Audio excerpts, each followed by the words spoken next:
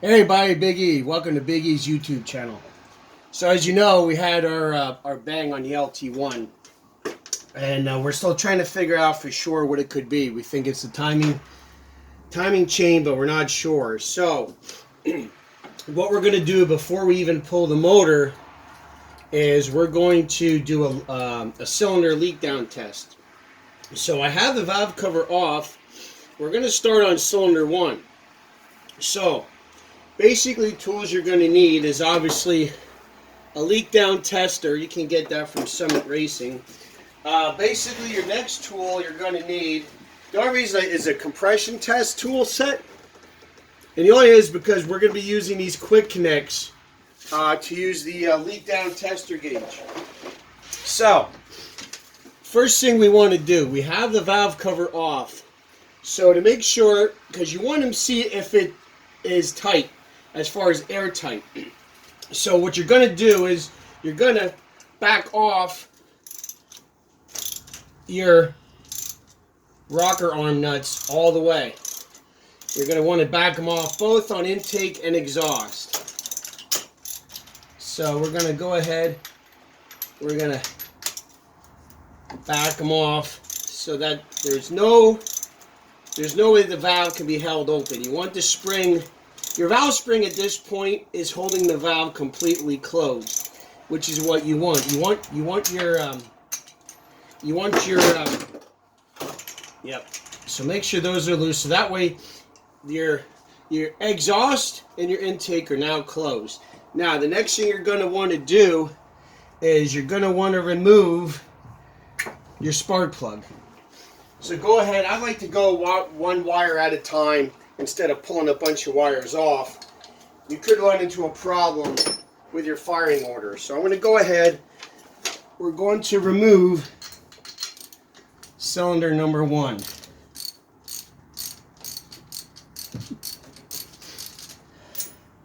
And we'll take the spark plug out. Okay, now, once we get that out, set that to the side. On these LT-1 motors, I think you need the one with the longer reach, if my memory serves me correctly. But we're going to go ahead and be very careful that you get it started even, that you don't strip out the cross thread anything when you put this into the head. So it sometimes takes a little bit to get it right.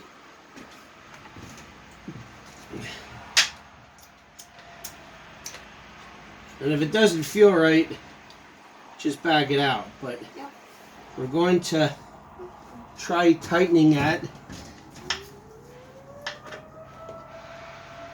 Yes, the joys of working outside.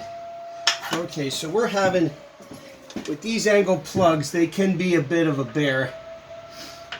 What I like to do is just shake it a little bit as I turn it to make sure that it's engaging.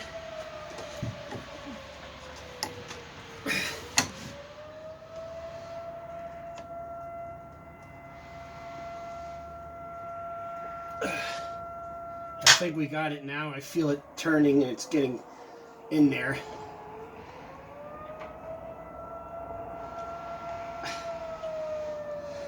Now, almost tight.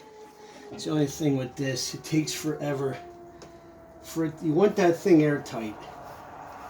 Remember, this is all about creating an airtight chamber. You want nothing that could possibly cause a leak that isn't there. Alright, so now we're tight. So, we have our quick connect from the compression. So now I have this set. I'm going to set this at 100 pounds. It's a temperature gauge. Or close to it. You know what? This thing is giving me, why is this giving me a bad reading now? Temperature gauge. Temperature gauge. Okay, so we're at 80. I'm going to see if I can back this off. And I'm having, of course, some issue here. We're going to put it at 90. Okay, so now we're at 90 psi on our supplied air. Okay, so now for your leak down test, you're allowed 10% of air leak, which would put 10% at 90 is 9 pounds. Cool. So 90, so you're allowed 81. We're going to call it 81 psi. Let's just say anything less than 80 psi, that cylinder's shot. So what we're going to do, we're going to go ahead and we're going to hook up our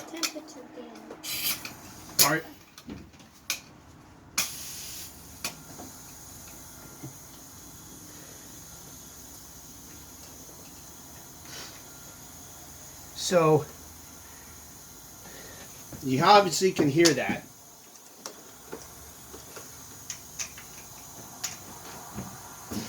So what you can do, take a, I prefer a plastic tip hammer. This one isn't. But obviously, we have a major problem here. And it sounds like it's the exhaust because you can hear that in the header. So, unfortunately, we have a bent valve. I'm pretty sure from when it backfired. So, with that being said, we're pretty much, I think, dead in the water here. I'm going to check the other cylinders, but I can almost guarantee that that we're done here from the get-go. So we have at least one bent valve. I don't know if I can reuse these cylinder heads. At least we know. No big rush to pull the motor out. So I'm gonna look into this further, but I think at this point we're eventually gonna pull the motor, but I'm in no rush knowing now that that thing's all beat up. So anyway, that's how to do a cylinder leak down test. If you suspect any internal engine damage, this will find it. With your, that's not even a little bit of, we're at 82. We're like a 20 psi difference. So that's a huge leak. So cylinder 1 is shot. And I'm sure probably there's a couple others that are, if one's bent, there's probably a ton other. So anyway, little lesson here on how to do a cylinder leak down test. Hope you learned something. Anyway, that's it for today. Like and subscribe. Leave a comment.